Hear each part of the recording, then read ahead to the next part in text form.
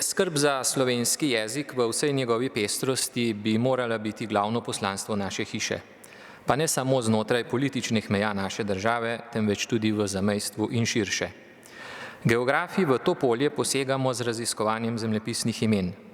Gre sicer za po številu skromen del besedilnega korpusa, a zato nič manj pomemben. Posebej občutljivo območje raziskovanja je zamejski prostor.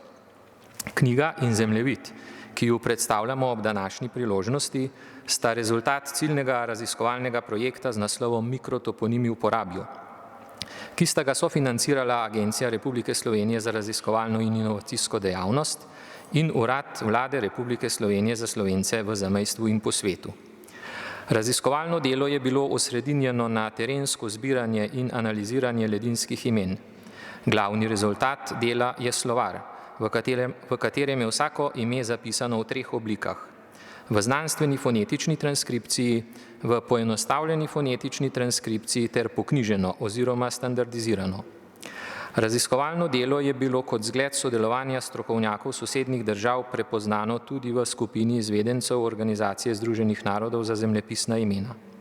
Hkrati pa je zgled odličnega sodelovanja 2 inštitutov znotraj ZRC SAZU, torej našega geografskega in Inštituta za slovenski jezik Frana Ramovša. Ob tej priliki se posebej zahvaljujem kolegici Mojci Kumin Horvat, ki je opravila izjemno delo pri pripravi slovarja, ter ostalim kolegicam in kolegom, ki so sodelovali v projektu. Poleg omenjenega, torej knjige, ki jo vidite tule, in zemljevida, ki bi moral biti tudi nekje tule, je izdelana spletna aplikacija, ki omogoča dodajanje morebiti še neidentificiranih ledinskih imen na zemljevid ter snemanje njihove narečne podobe. Hvala lepa.